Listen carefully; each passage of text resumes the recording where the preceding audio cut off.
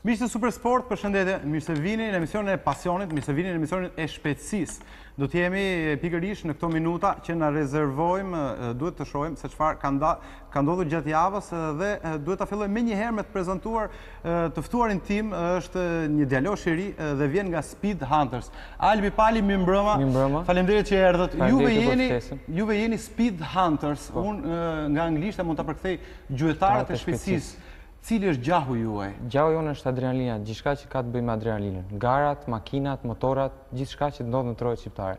Okej, miq, janë super të ndjekur sidomos në rrjetet sociale, në YouTube, videot e para shqiptare me makina, edhe fotot fantastike fare, foto artistike, të jashtëzakonshme shqiptare, çdo gjë shqiptare, super të klikuar në YouTube 50.000 fansa. Si gjithmonë, nuk ndahet prej meje, kolegu im Alket Xhebrea, Alket, përshëndetje. Një weekend garash, kemi ndjekur gara të bukura, kemi parë edhe më të bukura, Rose ka zhgënjur sërish. Kemi parë gara edhe më të bukura, por gjithsesi kushtet e bën sa më të bukur. Në fakt, gjitha ditët u zhvilluan pikërisht në kushte vërtet vështira dhe kemi një emër të ri tashmë. Pikërisht në historinë e atë botë. Okej, do të fillojmë menjëherë me klasin 125. Aty u zhvillua një garë e vështirë për shkak të kushteve, ka rënë shumë shi dhe gara është ndërprerë me sport për shkak të rregullores. Kemi patur një fitues, na shpjegon Xhebrea më tej. Si ndodhi Alket?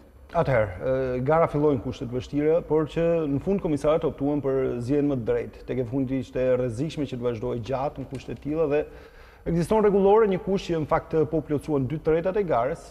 Atëherë mjafton kaq edhe sigurisht që merret dhe xhiroja e fundit, një xhiro më parë për të përcaktuar edhe renditjen. Përfituan 2 pilotët e skuadrës Blue Sense, që në dim tashmë e ka super të fortë. E financon Paris Hilton, këtë duhet ta themi, është diçka që tashmë janë bërë bukuron kampionatin. Okej, ndjekim dhe pamjet highlights Paris Hilton, super VIP dhe ajo super e klikuar në Twitter, gjithandej ka një skuadër dhe Alket Vinales, piloti i saj, Benjamini i saj, është bërë i tmerrshëm. Vetëm 16 vjeç, madje në janar i ka mbushur 16, pra është një pilot për cilin jam i sigurt do dëgjojmë shumë, sepse është shumë agresiv dhe na demonstroi që është i aftë, sidomos edhe në kushte të vështira. Ka bërë parakalime të mira, administroi gomat, sepse kjo ishte një garë ku duhet një mirë administrim i gomave, dhe besoj që ishte piloti që e meritoi më shumë, por vendi i parë për të dhe vendi i tretë për një veteran si Sergio Gadea, thash, është një rezultat shumë i mirë për skuadrën Blue Sense. Ai që më habiti më shumë nga të gjithë ishte Luis Salom, një tjetër spanjoll, dhe patëm përjedhoi një podium spanjoll. Kemi frikë se do të përsëritet sa si shpesh, sepse spanjollët këtu janë shumë, na mungojnë italianët, por si qoftë edhe Simone Grotzki për italianët bëri mirë duke renditur i 12, duke patur parasysh se çfarë motori ka në dispozicion. Ai që zgënjeu për mua ishte Jonas Folger, sepse pasi arriti fitoren e parë në karrierë, u mendoja që do të përfitonte ca më tepër. Nicolas Sterol nuk mori pjesë. Në fakt është favoriti për kampionatin tonë motoror, u lëndua ditën e premte. Ju nënshtrua një operacioni në mëngjes të shtunën pikërisht në Barcelonë, e nisën me shpejtësi aty. Është e sigurt që do të jetë Mugello. Do të jetë Mugello javën e ardhshme, por që besoja që Folger do të dinte të përfitonte. Një vend i tetë besoj që nuk ishte ai që pretendonte. Edhe Johan Zarco zgënjeu me vendin e tij të pestë, pasi janë 2 pilotët e vetëm që ndoshta mund ta kërcënojnë. Shoku i tij skuadrës Hector Faubel vazhdon të zgënjej. Gjithsesi ishte një garë e bukur, ndoshta rezultati edhe deri diku ishte i parashikueshëm. Fitoria e dytë në 3 gara për Vinales. Unë nuk duhet nxitohem, por a mund ta konsiderojmë këtë tipin këtu që po fiton kaq shpesh si pretendent për të fituar kampionatin? Atëherë, Nicolas Sterol nisi me një vazhd rezultatesh, por më pas ndoshta u vetë kënaq, e kemi parë edhe një garë më parë që të vuante pikërisht në kushte të tilla, të parafërta dhe ndoshta u kënaq me atë vendin e tetë. Besoj që jo gjithmonë është e mundur të arrihet pikërisht një garë ashtu ose një rezultat që tek e fundit kënaq ato pritshmëritë tua. Pra gjithmonë del diçka jashtë parashikimeve. Dhe për Sterol besoj që ishte pikërisht kjo. 2 garat e fundit kanë qenë shumë negative. Të them drejtën, nuk kemi nevojë për një kampion bote të tillë që të paktën edhe në prova zgënjeu përpara se sa të rrezohej dhe 2 garat e fundit që kanë qenë kushte të tilla ekstreme. Besoj që nuk kemi marrë më të mirë. Nëse ai vetë nuk ka qenë i kënaqur me rezultatet e tij, por besoj do të kthehet Mugello. Kuptoj. Albi, Vinales është 16 vjeç. Ti je i bindur që në legjislacionin evropian në asnjë vend nuk ka patent, por është në pistë, është duke garuar. Nuk ka patent për të dhënë rrugë. Juve keni filluar të garoni me motor apo me makinë? Me makinë. Me makinë? E keni dhënë makinës pa patent kur ke qenë i vogël, duhet të tregosh drejtën. Çfarë makine? Makinë babil? Si një Ford Fiesta. Nuk kishit mbushur ende moshën? Jo. moshur patent Kjo është një fenomen që ndodh shumë shpesh në Shqipëri për fat keq, por është e rrezikshme. Sigurisht, pa patent është e rrezikshme, por emocioni, adrenalina që t'jep makina të shtyn që... Sa vjeç ke qenë kur i ke dhënë për herë të parë? Për herë të parë, 9 vjeç. 9 vjeç makinës. I shoqëruar nga babai? Po, i shoqëruar. Atëherë mund ta themi që ka qenë ai që ka nisur këtë pasion. Sigurisht. Okej, motorët? Ai është më i vjetër se unë zana, kështu që E kuptoj. Motorët pëlqejnë? Më pëlqejnë shumë, kanë më tepër adrenalinë ndoshta se makina, por për shkak të rrezikshmërisë që kanë, unë nuk i praktikoj shumë. Në qoftë se do të kishit kushtet në Shqipëri, pistë, rroba veshje mbrojtëse, do të ishte një sport që preferonit përpara makinave, ndoshta jo. Do ta preferoja, po. Do ta preferoj. Edhe makinat dhe motorët. Sigurisht, ka të bëjë me adrenalinën. Okej. Normalisht ne jemi të apasionuar pa shpejtësisë. Alketi, Albi, unë nuk i ndajmë dot motorët apo makinat. Është si të na pyesësh doni më shumë babain apo maman. I duam të dy në dy mënyra të ndryshme. Dhe kjo është fantastike. Ky është pasioni për shpejtësinë. Alket, do të kalojmë tek Moto2. Kemi parë një garë të bukur, kemi parë një garë të luftuar, ndoshta edhe më shumë se në MotoGP, por ndoshta nga që aty janë edhe 40 pilotë, aty janë shumë pilotë. Nuk i zë do të pista, në fakt, kushtet ishin shumë të vështira për të gjithë. Besoj atë që thash për Terol duhet ta përsërisim edhe për Bradley. Megjithëse u duk në vështirësi ndryshe nga gara paraardhëse pikërisht në Silverstone, u duk në vështirësi që në fillim, pavarësisht se u nis mirë, filloi të humte pozicion pas pozicioni, u konturua pikërisht në pak emra, ishin 4, më pas u bën 3 sepse Yuki Takahashi ka të sjelljen e tij që na kënaq. Gjithmonë ai nuk kënaqet me vendin e 4. Ne kemi pamje. Kur ishte i dyti për më tepër me një high side në një kthes ku ndoshta edhe ndoshta nuk ishin parë një të tillë sepse ishte i vetë mirëzim në atë pjesë të pistës. Por Marquez më ka çuditur sepse në gara me shi nuk e kisha parë, ka shumë të vendosur, ka shumë të sakt, nuk ka gabuar trajektore, i mbajti të tjerë të pas edhe kur u parakalua diti të rifitonte pozicionin, sjellje tipike një kampioni të madh. Dhe besoj që ndoshta shumë shpejt do të ngjitet edhe atje ku pretendojnë tjerët. Po bëhen gati dhe kujdit që vitin e ardhshëm mund ta shohim në Moto Grand Prix. Më fal, unë kam një pyetje. Si ka mundësi që Marquez ka të tilla cilësia? Mund të më gjesh një krahasim në botën e motorsportit? Ky këtu është talent, ky këtu është 17 sa vjeç është? Është 18 vjeç.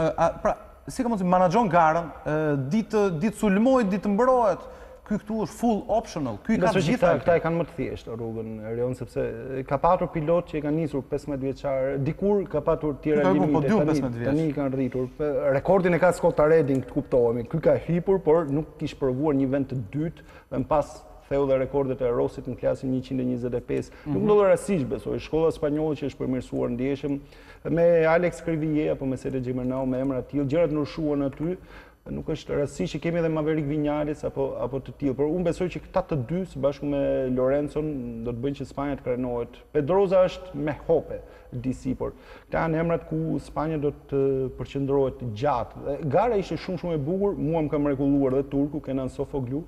Ai ishte i zhgënjur me veten sepse pretendonte më shumë, por tek e fundit ai ka ngrënë gomat, ai nuk kishte ç'ti bënte më shumë, vetëm telet mund t'i nxirrte. Domethënë ju kam dëgjuar edhe në koment, tekse keni përmendur një detaj tillë, e ka parë Melandri, edhe këtë bëjmë mirë ta përmendim sepse Melandri shish juhet, por Sofoglus nuk mund t'i kërkonim më tepër se kaq.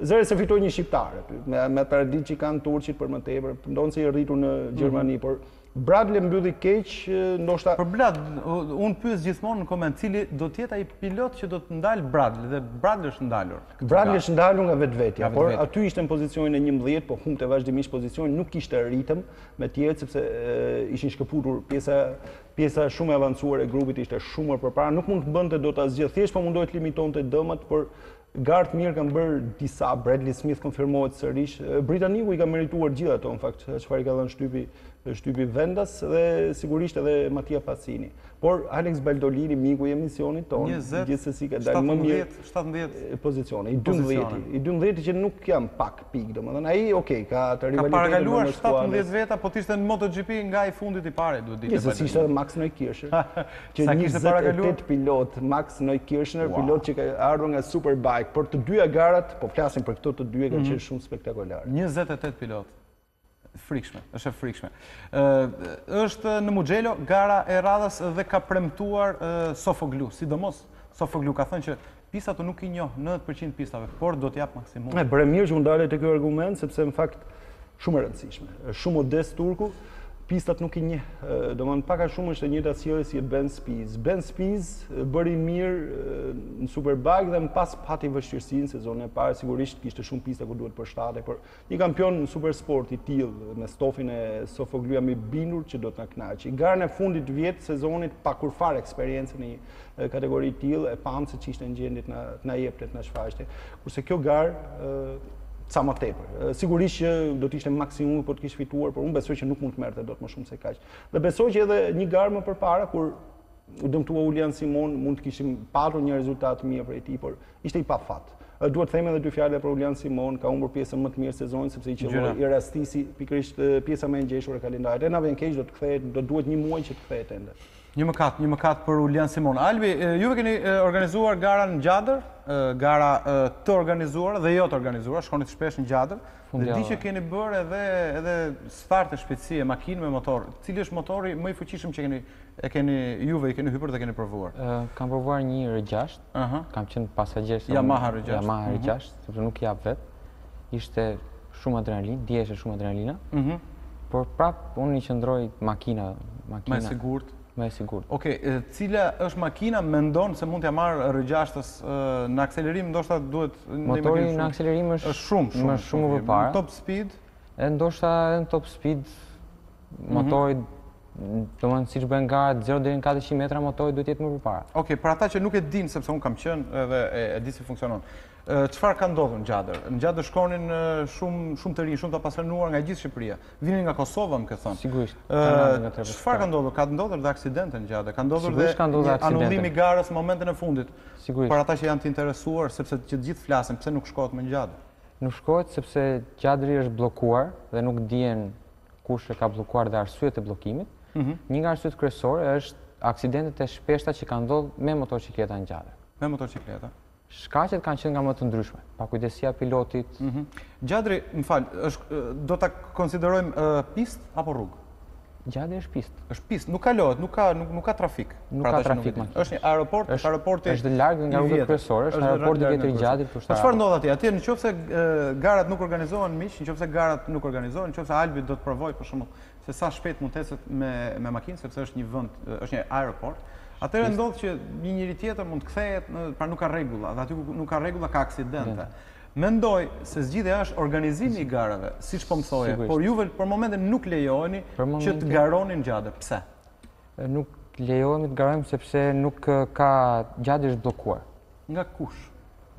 Thuhet që është bllokuar dhe nuk dihet se kush e ka bllokuar. Nga policia apo nga ushtria, sepse Alket ka qenë ish aeroport, varet nga ministria, djemt kanë shkuar nëpër 2 ministrit.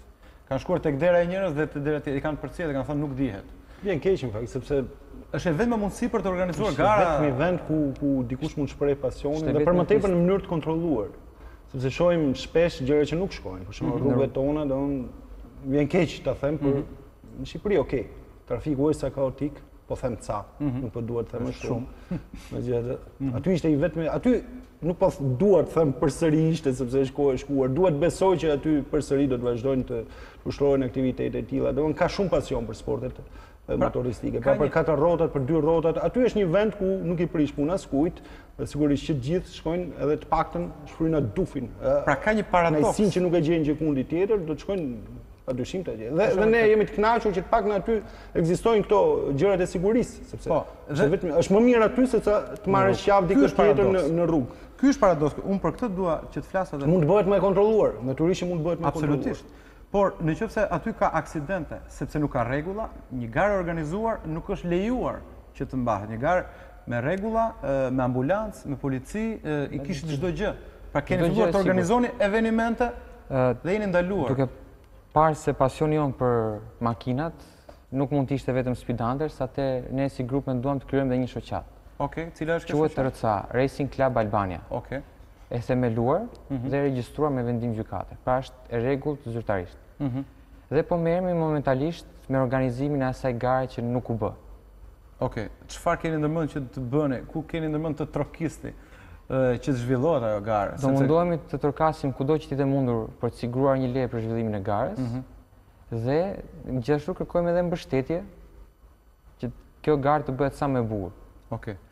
Në gjitha vendet e botës miq, duke filluar që nga vendet fqinj në Greqi, në Maqedoni, në Malzi, ka nga një pistë. Ka gara që organizohen në qytet apo jashtë saj, ka gara që organizohen me ndihmën e pushtetit vendor apo qendror, edhe këtu tek ne. Pasioni këtyre të rinjve që duan të bëjnë një sport të sigurt. Okej, është i rrezikshëm në vetvete, por i organizuar, rreziku ulet minimum. Duhet që patjetër që të vazhdojë. Doja të shtoja diçka në fakt. Po, Elket, është një argument që i kam për zemër, që gjithë kemi për zemër, sepse tek e fundit fillimet mund të jenë dhe kështu, domethënë, ne nuk është se investojmë pikërisht në infrastrukturën të fillimet kanë qenë ilegale, kjo shumë drejt. Rally për shembull mund të jetë një aktivitet ku Shqipëria në fakt e ka itinerarin të përshtatshëm dhe sigurisht mund të eksplorohet dhe mund të vinë edhe shumë të tjerë, por duhet filluar diku, unë besoj përderisa të paktën Ministria Kulturës së Rinisë dhe Sportit nuk investon në diçka të tillë, sepse ndoshta edhe ne po kërkojmë shumë, sepse duhet të investosh diku ku të kthehet diçka pas. Domethënë këtu jemi në nivele vërtet modeste, pavarësisht pasionit, por unë besoj që përderisa nuk investohet të paktën ato që janë mund, sepse e vetmja gjë që më vjen në mend është një film doon që s'po duhet ja përmend emrin, po u zihet fusha edhe nuk po duhet të bëja të paragonin e famshëm, doon. Nuk e di ato zihet apo jo, apo është thjesht për hir të sigurisë. Tom ka dhe shokët e tij, si mund ta them, s'ka pse të mos ta them, por gjithsesi dhe fushën e zonës. Pra këta të rinj që duan të luajnë, okay, duan të luajnë sigurt, sepse nëse gjatë shkohet në mënyrë të pa organizuar, ka ndodhur edhe aksidente me pasojë jetën. Por këta të rinj duan që të bëjnë një gjë të sigurt, duan të bëjnë një organizatë dhe nuk është era e parë, aty janë zhvilluar edhe gara të tjera, sigurta, por pas disa aksidenteve u anulluan pra garat. Është zënë fusha, këta nuk luajnë dot. Normalisht që ka pasion, ka